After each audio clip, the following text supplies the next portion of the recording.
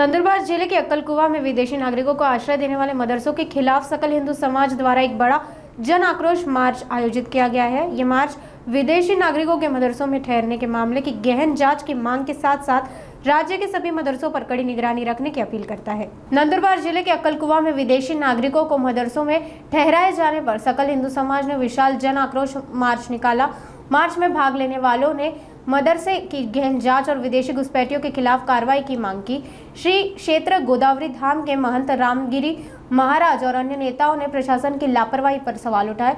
उन्होंने राज्य के सभी मदरसों की जांच और सरकारी अधिकारियों के खिलाफ कार्रवाई की मांग की आहे की अशा प्रकारे अवैध असणारे जे काही मदरसे आहेत, या अवैध मदरसेतून जे काही शिकवले जातं आणि असे आतंकवादी निर्माण केले जातात, तर याची चौकशी व्हावी। खरोखर यामध्ये वस्तुस्थिती काय आहे आणि विदेशी नागरिक इथं का सापडतात, विदेशी लोक इथे येऊन काय करतात। तर एक तर अशा प्रकारचा अवैधरित्याने मदरसा सुरूच का झाला, सुरू झाल्यानंतर त्याच्यावर का कारवाई झाली नाही, हा मोठा प्रश्न आहे। जरी आतापर्यंत झालेली नसेल तर आता या सगळा प्रकार उघडकीस आलेला आहे।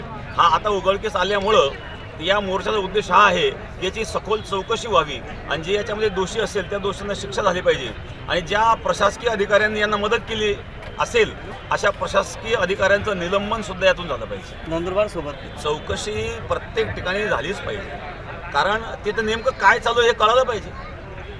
आपल्याला कुठल्या धर्माला विरोध करायचा नाही आहे। तुम्ही धर्माबद्दल चांगल्या प्रकारचं जर प्रशिक्षण देत असताल तर त्याबद्दल कोणाचं दुमत नाही आहे, परंतु एखाद्या मदरसेच्या माध्यमातून जर कोणाच्या मनामध्ये ईर्ष्या निर्माण करण्याचं शिक्षण जर लहानपणापासून एखाद्या मुलाला दिलं जात असेल आणि तो मुलगा पुढे गेल्यानंतर मोठा झाल्यानंतर तो आतंकवादी बनत असेल तर अशा मदरशांची चौकशी झाली पाहिजे आणि चौकशी होऊन जर त्यामध्ये कोणी दोषी सापडलं तर त्यांच्यावर कारवाई झाली। कारण अनुदानही बंद केलं पाहिजे आणि त्या लोकांवर कारवाई देखील केली पाहिजे। वक्फ बोर्डच्या याच्यामध्ये नाही, वक्फ बोर्डच्या सरकारच्या जमिनी ज्या वक्फ बोर्डाने ताब्यात घेतलेल्या आहेत, सरकारची जबाबदारी आहे त्या जमिनी परत घेणे आणि ते कारवाई करणं। दुसरी महत्त्वाची गोष्ट, नुसती सरकारी जमीन नाही तर प्रायव्हेट जमिनीवर सुद्धा त्यांनी ताबा घेण्याचा प्रयत्न केलेला आहे। वास्तविक वक्फ बोर्डाचा उद्देश आहे वक्फ म्हणजे दान।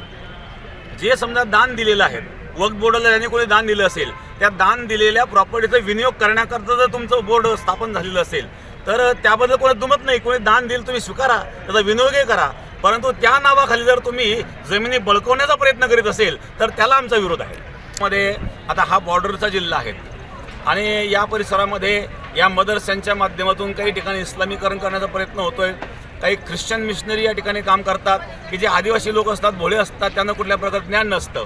अशा लोकांना हिंदू धर्माचे देवदेवतांबद्दल चुकीच्या पद्धतीने सांगून आणि त्यांचं माइंड सेट करून आणि त्यांना थोडीफार लालूच दाखवून त्यांचं धर्मांतर केलं गेलेलं आहे। अनेक गावाचे गाव या ठिकाणी आदिवासीचे धर्मांतर झालेले आहेत, हे काही लपलेलं नाही आहेत आणि म्हणून त्या विषयावर आम्ही बोललो आदिवासी। तर आणखी एक महत्त्वाची गोष्ट तर ही आहे की आपल्या भारत देशामध्ये अनेक काही मंदिर आहेत आणि ज्या मंदिराचं उत्पन्न वाढलं सरकार ते मंदिर ताब्यात घेतं।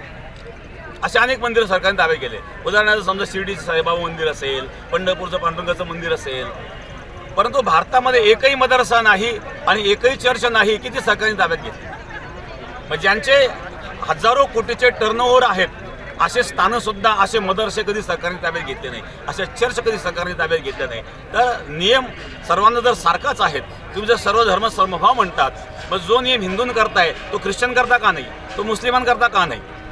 मग यापुढचा सरकारने एक करावं। सरकारने जर नाही केलं तर कदाचित सरकारच्या विरोधात सुद्धा आंदोलन होऊ शकतं। धर्मांतर बंदी विरोधी कायदा धर्मांतरण चुकीच्या पद्धतीने एखाद्या व्यक्तीला कोणता धर्म स्वीकारायचा हा त्याच्या व्यक्तीचा विषय असतो, तो विषय वेगळा, परंतु दुसऱ्या धर्माबद्दल चुकीचं सांगायचं आणि त्यांचा माइंड सेट करायचा किंवा लालूच दाखवून जर धर्मांतरण करण्याचा कोणी प्रयत्न करीत असेल तर त्याला आमचा विरोध। आणि हिंदूंना नाही तर इतर सर्वांना असला पाहिजे।